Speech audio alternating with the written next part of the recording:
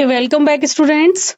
Today we are going to discuss Unit 9, Part 4 of Application of Biology Unit. Before start the main content, I would like to inform that the images used in our slides are for education purpose only. We respect intellectual property right of the original creator and owner of these images. If you are the owner of any of the images used in this particular PPT, have any concern, any issue, please contact us at sathi@iitk.ac.in and we shall remove the images. In today's video lecture, we are mainly focusing on these 3 points: improvement of crop plant, principle of plant breeding and plant introduction, crops today, current concern, gene pool and genetic conservation. Okay, so first thing which we need to discuss is plant breeding. Okay, what is plant breeding? Right. So plant breeding is a technology which helped us to increase the yield of that particular crop type. Okay. With this method, we can improve the yield of that particular plant. We can develop a plant variety with resistance power for various fungal viral diseases through this method. Okay. So as you know that traditional farming can only yield a limited biomass, right? With the help of traditional farming, we can only able to produce a limited biomass of that particular yield. Okay, as food we can say for human as well as animal. So if we manage this thing properly, okay, so better management practice of this traditional farming in and increased area, right? Increased crop area or increased area. If we increase the area or we can increase the management practice, can increase yield, but only a limited extent.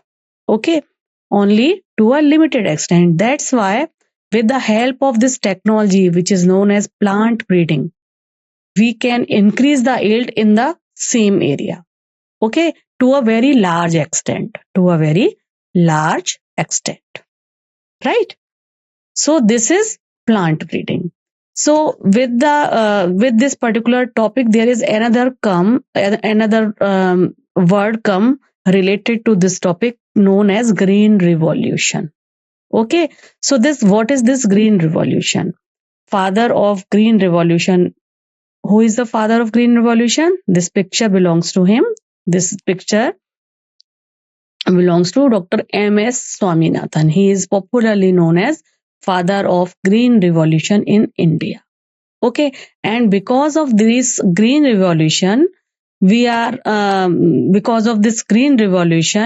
our country meet the national requirement for food. Okay, but this green revolution also help us even to export that particular food with the help of this green revolution. Okay, so this green revolution plays a significant role in our country. Okay, and this totally dependent on this plant breeding method. Okay, so green revolution was dependent to a large extent on plant breeding technology. For what? For the development of high yield and disease resistant variety mainly in wheat, rice and maize. Wheat, rice and maize.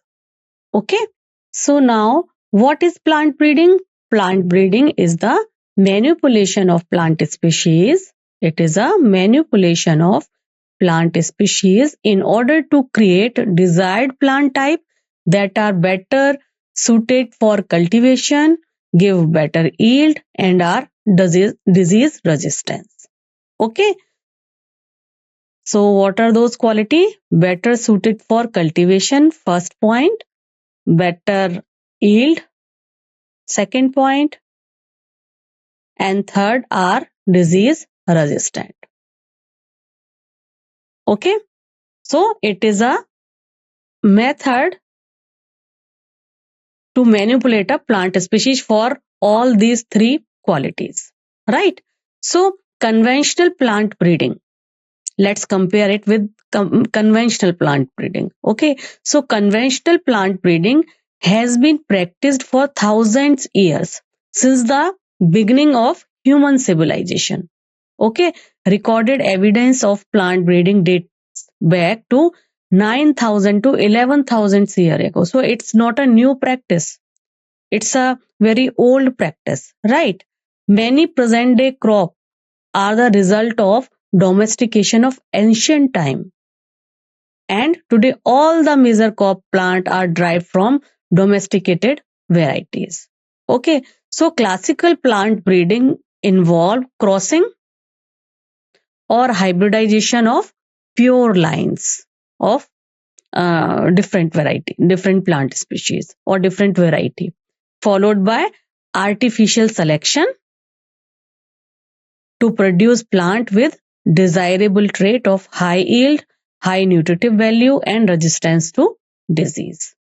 Okay. With advancement in genetics, molecular biology and tissue culture, now plant breeding being carried out by using molecular genetic tools as well. Okay. So with the help of this molecular biology, nowadays scientists are able to produce some variety which are having tolerance to various environmental stress like salinity, extreme temperature, drought conditions, and resistance to various pathogens like virus, fungus, and bacteria.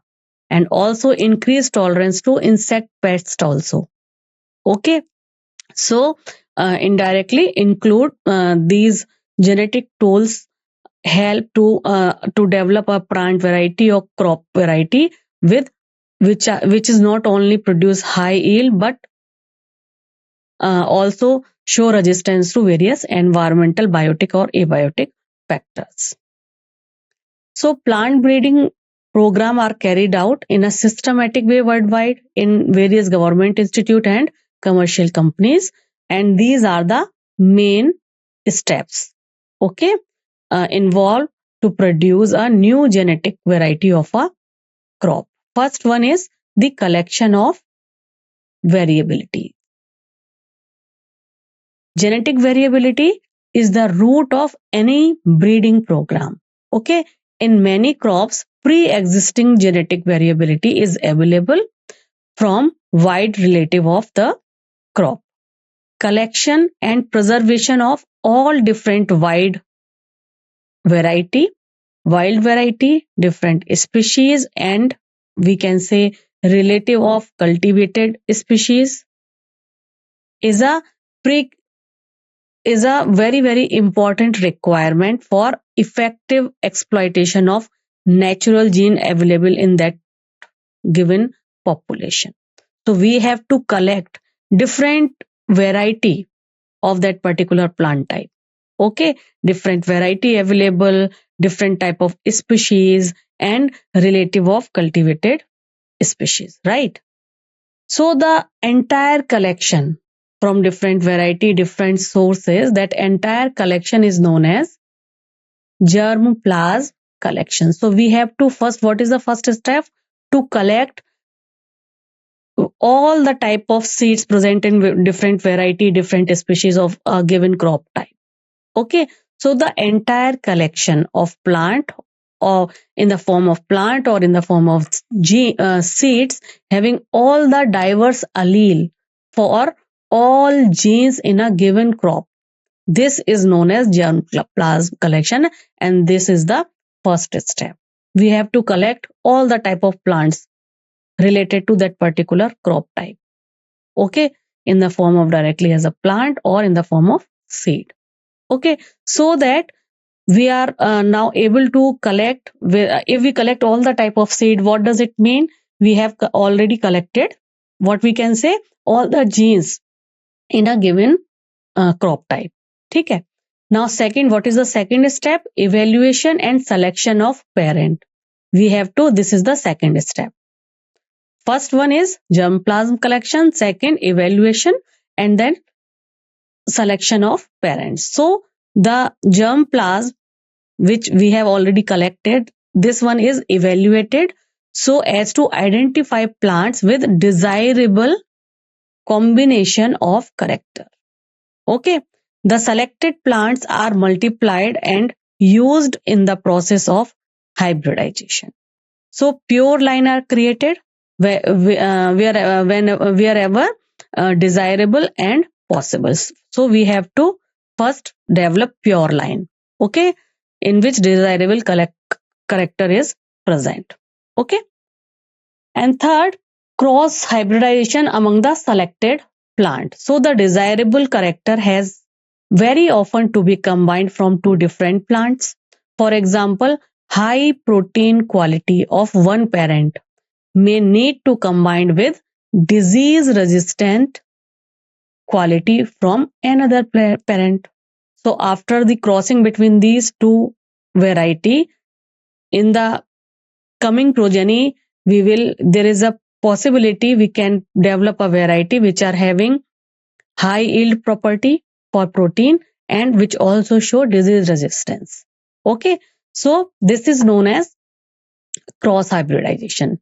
Okay, so by cross hybridization, the two parent to produce hybrids that are genetically combined the desired character in one plant.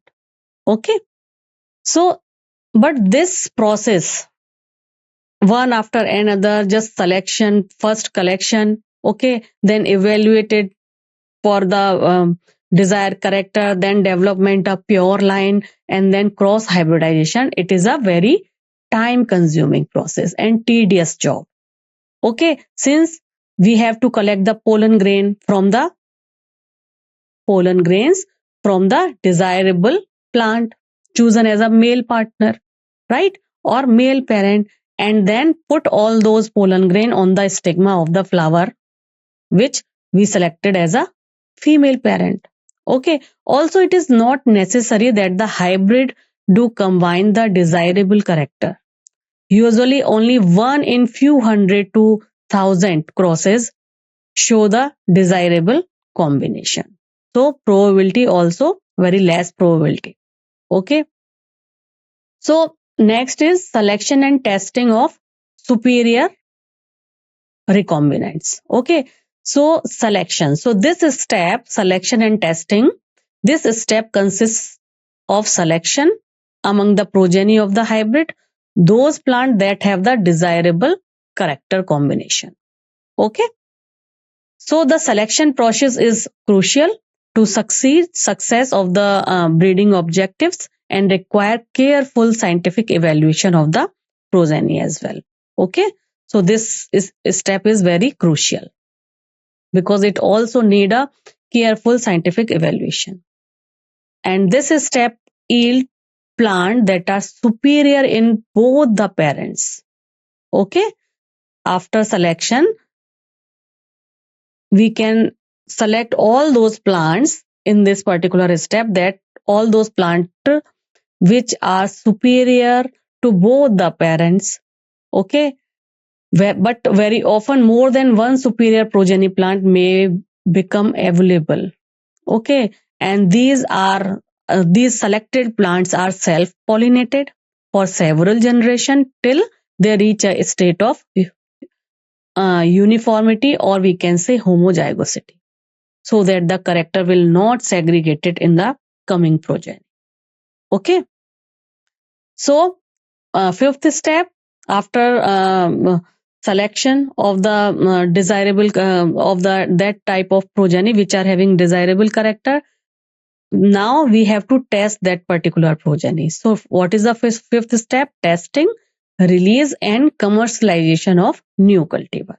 Okay, so newly selected lines are evaluated for their yield and other agronomic traits of quality like disease resistance. Okay, after evaluation by growing these different new cultivars or new variety in the research field for several generation, and we have to record their performance under ideal conditions like ideal fertilizer application, irrigation and other crop management. Okay, so the evaluation in research field is followed by testing the material in the farmer. Okay, first we have to evaluate the new cultivar as a in the research field. Okay, after testing, we just give some amount to the farmer and just for the trial purpose in the original field conditions for at least 3 growing season at several location in the country, representing all the agroclimatic zone where crop is usually grown. Okay, the material is evaluated in comparison to the best available local crop cultivar as a check or reference cultivar. Okay, so this is again important. We have to compare the new variety or new cultivar with the best available local crop cultivar, just to as a reference whether as compared to local one this new variety is having the property for more disease resistance or it is able to produce more yield or not. Okay, so we have to compare that also. Okay, so these are the steps. So as you know that India is mainly an agriculture country. Agriculture account for approximately 33% of Indians GDP and employ nearly 62% of the population. Okay, after India's independence, one of the main challenge facing the country was that of producing enough food for our increasing population. This was the main challenge at that time. As only limited land is there, we are having only same type of land, same area. Okay, but continuously population right now also continuously our population is increasing day by day. Similarly, at that time also, right? So as we have only limited land which is fit for cultivation, right? India has to strive to increase yield per unit area from existing farmland. This was the main challenge. Okay, we have to that time scientists, all the group of the scientists was busy to develop that kind of variety which give more yield. Okay, and these are the pictures, as you can see, these are the pictures of some Indian hybrid crops: maize, wheat and garden pea.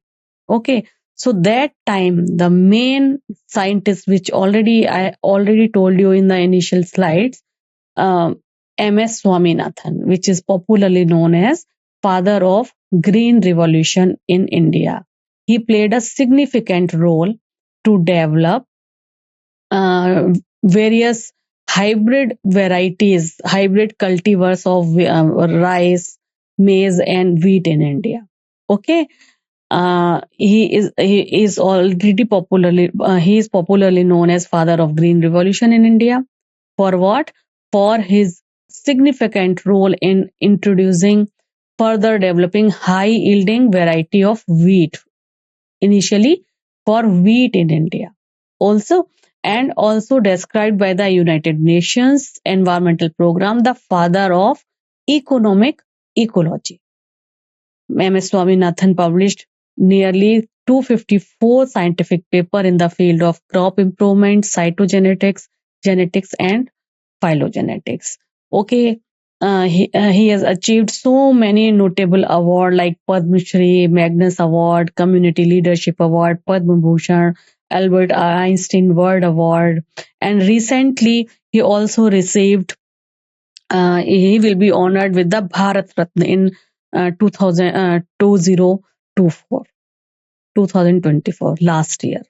Okay, so he played a significant role in this green revolution in India.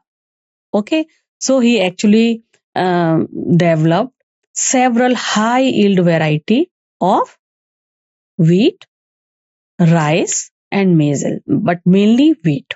Okay, during this 1960s, mid of 1960s, and as a result of various plant breeding technology, lead to a dramatic increase in food production in our country. Okay, so wheat and rice, let's discuss these two. During this period, 1960 to 2000, our wheat production increased because of this hybrid technology, because of this plant breeding program, from 11 million ton to 75 million tons. While for rice production went up from 35 million tons to 89.5 million tons. It's a significant, huge amount. Okay. And this was due to the development of semi-dwarf varieties of wheat and rice. Okay. Nobel laureate Norman E. Borlaug at International Center for Wheat and Maize Improvement in Mexico developed semi-dwarf wheat. These two in Mexico. Okay, in 1963, several variety like Sonalika and Kalyan Sona, which were high yield and disease resistant, were introduced all over the wheat growing belt in India. So these are the variety of wheat. Okay, Sonalika and Kalyan Sona. Okay. Similarly, semi-dwarf rice variety were derived from IR8. IR8. This one is developed at the International Rice Center Institute, which is situated in Philippines, and Taichung native one from Taiwan, and the derivatives were introduced in 1996. Semi-dwarf rice. Okay. Later, better yielding semi-dwarf variety like Jaya and Ratna were developed in India also. These are the pictures of Jaya and Ratna. These are two semi-dwarf variety of rice. Okay. Similarly for sugarcane. Sugarcane, what is the botanical name? Saccharum barberi. Okay, this Saccharum barberi was originally grown in the North India. But what is the problem with this Saccharum barberi? It was having very poor sugar content and yield quality also. Okay, while in tropical cane, which was situated in South India, south part of our India, known as Saccharum officinarum. This particular Saccharum officinarum had thickened stem quality and high sugar content quality in it. But it didn't grow well in North India. So after successful crop of between these two species, okay, our scientists developed a sugarcane variety with the desirable quality of high yield, thick stem, and high sugar content, and able to grow in the North India.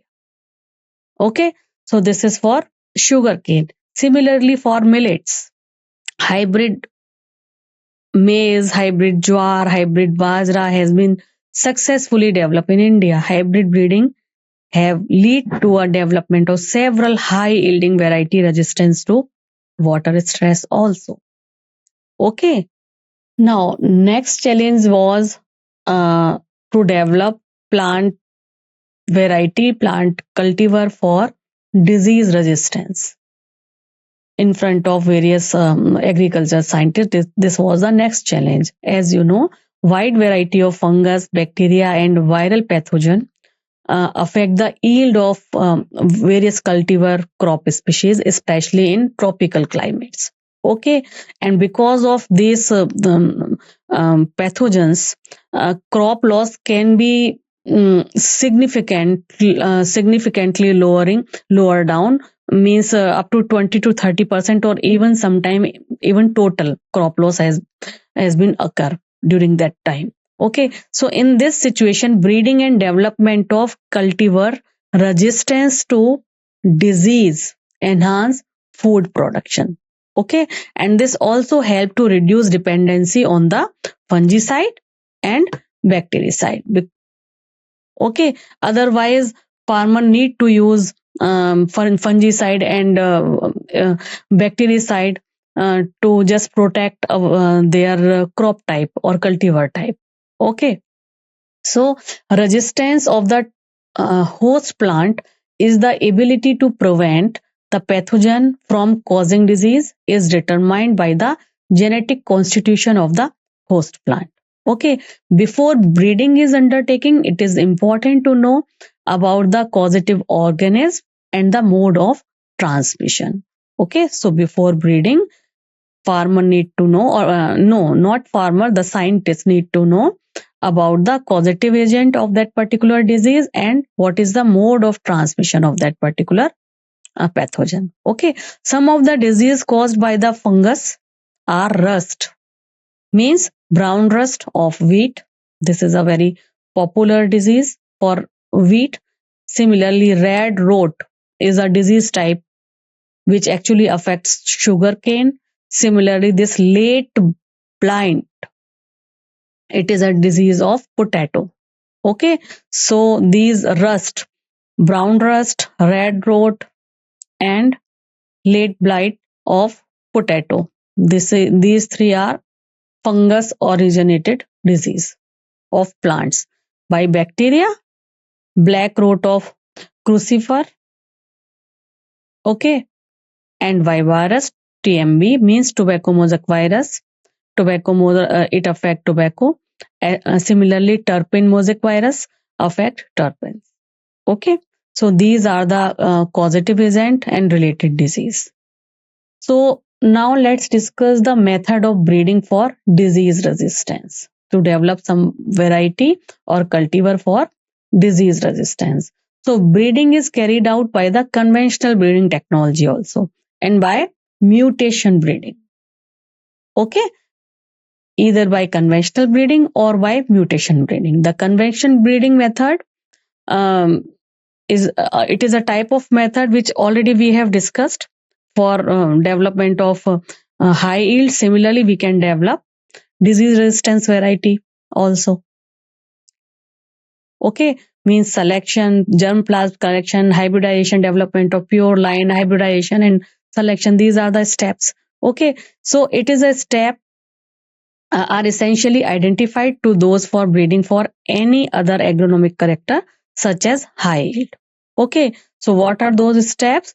Screening of germplasm, right, for resistance source.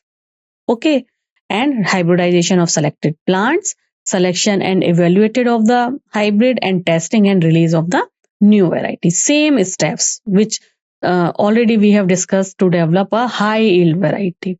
Okay, some crop variety breed by hybridization and selection for disease resistance to fungus, bacteria and virus are released. Okay, as you can see, these are the variety of various crop like wheat, chili, cauliflower, brassica. Like this is Himgiri is a variety of wheat. Okay, and this variety shows resistance for leaf and strip rust and hill burnt. Brassica variety Pusa swarnim, or we can say Karan Rai. This shows resistance for white rust, means fungus disease. Okay. Similarly, cauliflower variety Pusa shubhra or Pusa snowball K1, they are showing resistance for cull bright black rot, bacterial disease and black rot. Okay. Similarly, this variety of cowpea Pusa komal show resistance for this bacterial blight disease. This Pusa sadabahar, it is a variety of chili, show resistance for these viral disease, chili mosaic virus and tobacco mosaic virus and leaf curl. Okay, so these are the variety already developed by conventional breeding method. Okay, so the conventional breeding is often constrained by the availability of limited number of disease resistance genes that are present and identify in various crop variety or their wild relative. But this inducing mutation in plant through diverse means and then screening the plant material for resistance sometimes lead to desirable gene being identified. Okay, so this method is also used by the scientists nowadays. So plant having these desirable character can then be either multiplied directly or can be used in breeding. Other breeding methods that are used are selection among soma clonal variant and genetic engineering. Okay, these methods also used to develop various varieties, soma clonal variation and genetic engineering. Okay, so in mutation, first we have to understand what is this mutation is.